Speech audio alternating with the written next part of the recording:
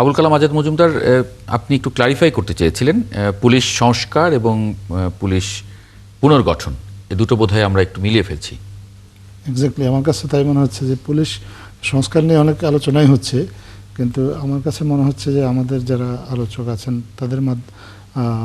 তারা এবং আসলে দেশের সাধারণ মানুষের মধ্যে এই দুইটা বিষয় নিয়ে কিছুটা কনফিউশন আছে। আমরা একটা হচ্ছে পুলিশ পুনর্গঠন, যেটা পুলিশ বাহিনী, আগে যে বাহিনীর যারা সদস্য ছিলেন তাদের অনেককে বাদ দিয়ে বা নতুন করে পুলিশ নিয়োগ দিয়ে নতুন করে তাদেরকে ট্রেন্ড আপ করে তাদেরকে আবার আইন শৃঙ্খলা রক্ষার দায়িত্বে আপনার নিয়োজিত করা, এটা হচ্ছে পুলিশ পুনর্গঠন। এটা কিন্তু সময় সাপেক্ষ বিষয়, কারণ আপনি চাইলেই কিন্তু একজন পুলিশ নিয়োগ দিতে পারবেন না। আগে একটা সেট আপনি একেবারে ওভারনাইট চেঞ্জ করে ফেলতে পারবেন না, সেটি বলছিলেন নাজমুল হাসান। পুনর্গঠন করতে গেলে আপনার নতুন পুলিশ নিয়োগ দিতে হবে।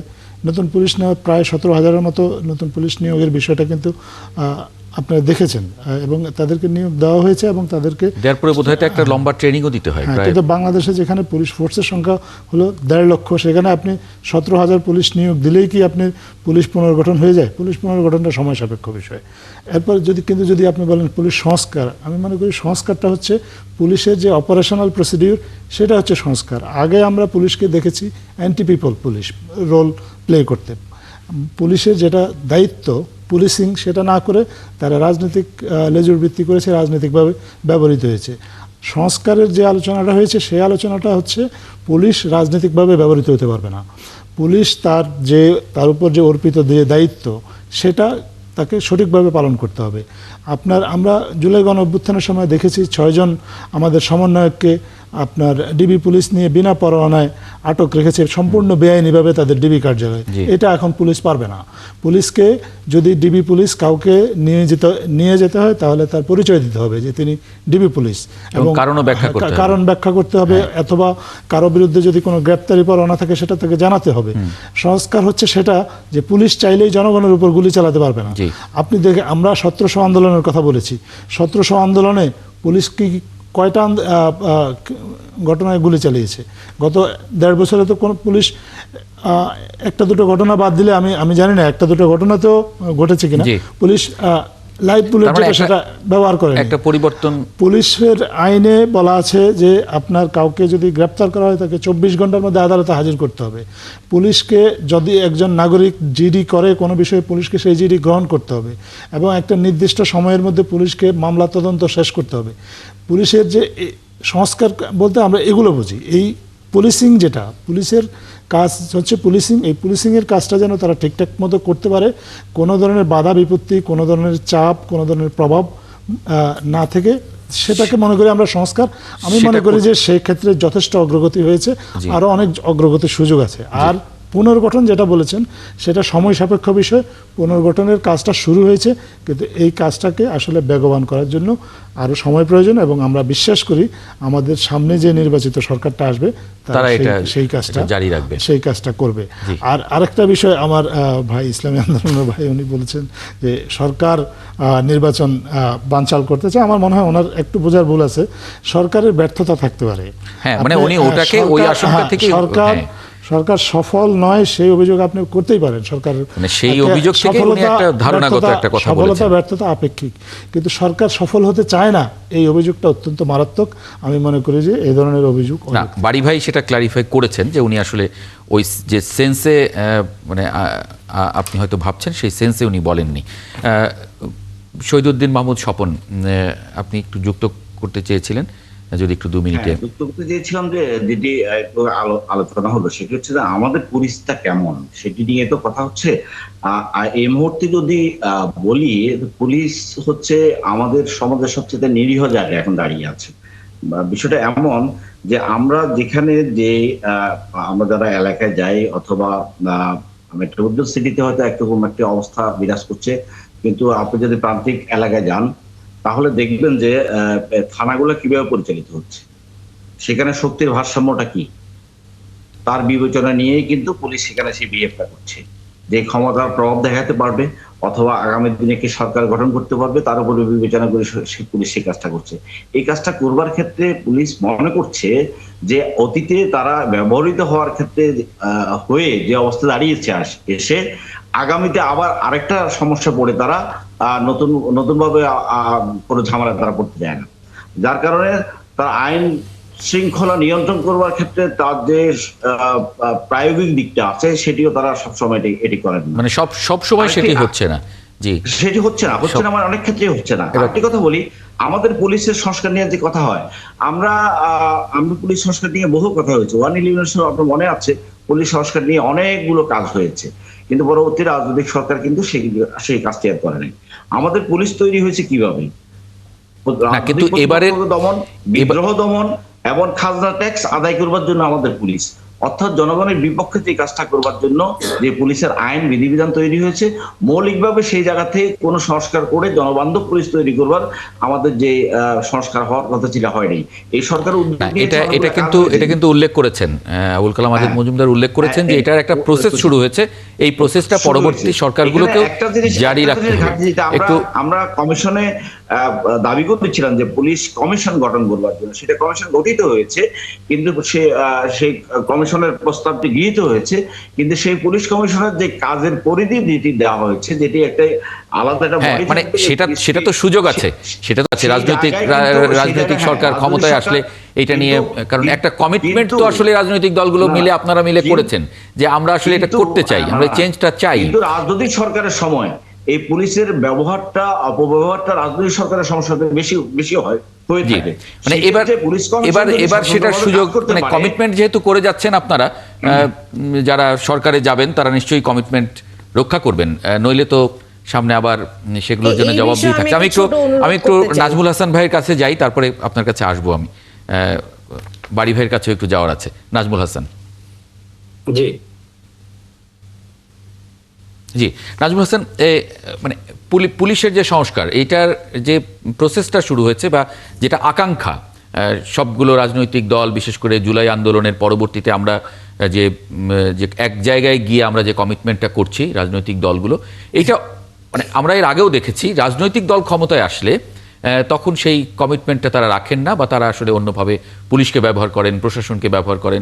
এটা একটা রেওয়াজ পরিণত হয়েছে গত 54 বছরে। আমরা এটা আসলে কখনো ব্যর্থ হতে আমি আসলে ঢাকা বিশ্ববিদ্যালয়ে সমাজবিজ্ঞানে পড়াশোনা করেছি, কাজেই সমাজতত্ত্ব বা প্রশাসনের যে মনস্তত্ত্ব, এটা নিয়ে হালকা পড়াশোনা করি আর কি।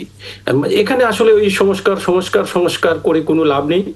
সহজ কথা হচ্ছে, পুলিশকে রাজনৈতিক উদ্দেশ্যে ব্যবহার করা যাবে না, এই শব্দটাই হচ্ছে সবচেয়ে বড় সংস্কার। ফ্যাসিবাদের সময়েও কিন্তু অনেক সুন্দর সুন্দর আইন ছিল, অনেক সুন্দর সুন্দর বিধিবিধান ছিল, কিন্তু কোনো কিছুই মান্য করা হয় নাই। পুলিশকে রাজনৈতিক উদ্দেশ্যে লাঠিয়াল হিসেবে ব্যবহার করা হয়েছে। সেই জন্য আজকে যেটা বললেন যে সংস্কার কমিশনে বিভিন্ন রাজনৈতিক দল একসাথে মিলে যে কমিটমেন্ট করেছেন যে পুলিশকে রাজনৈতিক উদ্দেশ্যে ব্যবহার করা যাবে না, শুধু এই কমিটমেন্টটা রক্ষা করলেই পুলিশের সবচেয়ে বড় সংস্কার। মানে কিন্তু যদি পুলিশ নিজে ব্যবহৃত হতে আসতে চায় তখন কি করবে? পুলিশকে অবশ্যই সরকারের কথা শুনে কাজ করতে হবে। এটা শুধু বাংলাদেশে না, বিশ্বের সব দেশেই প্রশাসন সেই সরকারের কথা শুনে কাজ করে। আপনি ট্রাম্প প্রশাসনের দিকে দেখেন, যে ট্রাম্প যখন প্রেসিডেন্ট হলেন, উনি কিন্তু ওনার মতো করে প্রশাসন সাজিয়ে নিলেন। কারণ একটা সরকার, একটা রাষ্ট্রযন্ত্র চালাতে গেলে অবশ্যই তার মতো করে প্রশাসন সাজাতে হবে, প্রশাসনকেও সরকারের কথা শুনতে হবে। মানে ওখানে তো পলিটিক্যাল ব্যুরোক্রেসি আছে, মানে সেটা যেটা ন্যায্য আদেশ বা যেটা সঠিক বা আইনের মধ্যে যে নির্দেশ, সেটা প্রশাসন সঙ্গে সঙ্গে বাস্তবায়ন করবে। কিন্তু পুলিশকে যদি লাঠিয়াল হিসেবে আমরা ব্যবহার করি, তাহলে তো এই যে সংস্কারের পৃষ্ঠার পর পৃষ্ঠা করে পুস্তক রচনা করে কোনো লাভ নেই। না, কিন্তু স্বপন ভাই যেটা বলছিলেন যে পুলিশ বা প্রশাসন আগে থেকেই জানছে যে অমুকে যদি ক্ষমতায় আসে তাহলে তার সুবিধা হবে, সে নিজেই তো সেখানে গিয়ে ধর্ণা দিচ্ছে আগেই। স্বপন ভাই যেটা বলছেন সেটা হয়তো আমাদের মতো বিশ্বের দেশের একটি কমন সিনারিও বা কমন বাস্তবতার কথা বলেছেন। এটা কিন্তু আপনি রাতারাতি একবারে রিমুভ করতে পারবেন না। রাতারাতি প্রত্যেকটা পুলিশ অফিসারকে একবারে সৎ নিরপেক্ষ করতে পারবেন না। তবে সংস্কার প্রক্রিয়া যেটা শুরু হয়েছে, এটা যদি অব্যাহত থাকে, হ্যাঁ, ডে বাই ডে ইমপ্রুভ হবে। এটা তো আসলে এখানে তো কোনো দ্বিধা নেই।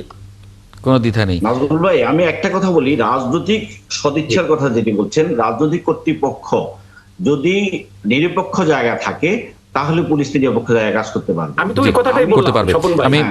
আমি কি অ্যাডভোকেট হুমায়রা নূরকে একটু সময় দেব, অনেকক্ষণ অপেক্ষায় রেখেছি। আর আমি আপনাদেরকে একটা বাস্তবতা আমার এক্সপিরিয়েন্স থেকে বলি, সেটা হচ্ছে আমি যখন মাঠে গেলাম, আমি তফসিল ঘোষণা হওয়ার পর, তখন আমি আইন শৃঙ্খলা বাহিনীর যে প্রধান আমার এলাকায়, ওনাকে ফোন করেছি। উনি আমাকে বলেছে রবিবার ওয়ার্কিং আওয়ারে ওনার সাথে দেখা করতে, উনি শুক্রবার দেখা করবেন না। এই বিষয়ে আমি নির্বাচন কমিশনের কাছে খোঁজ নিলাম। আমি জানতে পারলাম যে 7 দিনের 7 দিনই আমরা যদি প্রয়োজনে ওনাদের কাছে আইনি নিরাপত্তা চাই, ওনারা বা ওনাদেরকে দেখা করতে চাই, সেটা ওনারা দেখা করতে বাধ্য। সুতরাং আজকে যদি আমি যেই ক্ষমতার কাছাকাছি দলের হতাম, তাহলে কিন্তু উনি আমাকে ফিরিয়ে দিতেন না, উনি আমার সাথে দেখা করতেন। হ্যাঁ, আমরা এই বাস্তবতাটা নিয়ে এই বাস্তবতা নিয়েই আমরা আগাচ্ছি এবং এখন পর্যন্ত মাঠে আছি।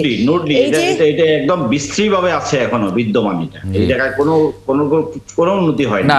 আবুল কালাম আজাদ মজুমদার কিন্তু বলছিলেন যে আসলে এটা তো মানে দীর্ঘদিনের একটা ব্যাপার এবং একটা অভ্যস্ততা হয়ে গেছে পুলিশের, সেখান থেকে। কিন্তু নাজমুল ভাইরা যেটা বলতে চাচ্ছেন যে এই নিরপেক্ষতা ওভারনাইট হবে না, শুনেন, আপনার নিয়ত যদি ঠিক থাকে, আপনি যদি রাজনৈতিক দল হিসেবে আপনি মানুষের সেটাই আমরা তাহলে একটু অপেক্ষা করি না, যদি করেন, মানে আমরা এতদিন অপেক্ষা করলাম, আমরা আরেকটু অপেক্ষা করি পরের সরকার আসলে কি ভূমিকা নেয় এখানে, তারপরে না হয় আমরা সেটার আরো জোরালো আন্দোলন আমরা গড়ে তুলতে পারবো নিশ্চয়ই। শেখ ফজলে বাড়ি মাসুদ ভাই কি আছেন? জবাবদিহিতা নিশ্চিত। জি, একটু যদি যুক্ত করেন। আমি যেটা বলতে চেয়েছিলাম আগের বার, আসলে সেটা হলো যে নির্বাচন তো বাংলাদেশে হবে, আজ হোক কাল হোক। এখন সেটা তফসিল হয়েছে, আমরাও প্রত্যাশা করি যথাসময়ে হবে। সরকারের সদিচ্ছা আছে এবং বারবার কমিটমেন্ট করছে, আমরা সাথে আশা রাখতে চাই, এতে কোনো দ্বিমত নেই। কিন্তু মর্নিং শোজ দ্য ডে।